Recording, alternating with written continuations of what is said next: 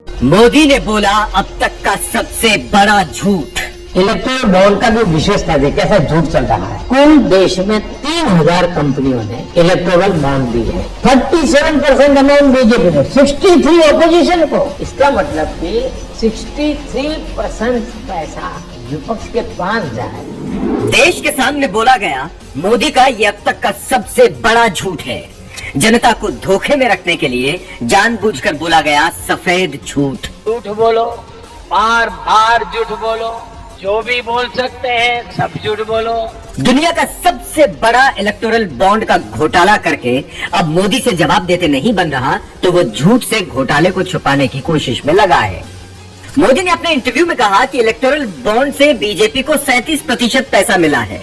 37 पैसा amount BJP को donation में मिला, जो सरासर झूठ है, क्योंकि इलेक्टोरल बॉन्ड के डेटा को देखें तो पता चलता है कि इलेक्टोरल बॉन्ड से मिले कुल चंदे में से अकेले बीजेपी को 55% पैसा मिला है और बाकी सभी पार्टियों को मिलाकर सिर्फ 45% पैसा मिला है, जिनमें बीजेपी के सहयोगी दल भी आ जाते हैं।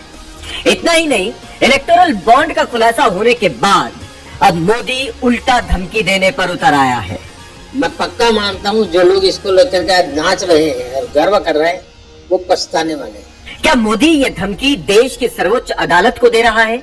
क्योंकि सुप्रीम कोर्ट ने ही इलेक्टोरल बॉन्ड को असंवैधानिक बताते हुए रद्द किया है। जिस इलेक्टोरल बॉन्ड को सुप्रीम कोर्ट ने फ्रॉड कहा, मोदी बड़ी बेशर्मी से उसे सक्सेस स्टोरी बता रहा है। ये तानाशाही नहीं तो और क्या है? क्या इस तरह की तानाशाही से चलेगा भारत? इलेक्टोरल बॉन्ड का डेटा चीख चीख कर कह रहा है कि ये दुनिया का सबसे बड़ा घोटाला है। मेघा इंजीनियरिंग ने बीजेपी को 140 करोड़ का चंदा इलेक्टोरल बॉन्ड से देकर महाराष्ट्र में 14,400 करोड़ के सरकारी ठेके लिए। जिन दवा कंपनियों के सैंपल फेल थे उनसे भी बीजेपी ने करोड़ों का चंदा लिया।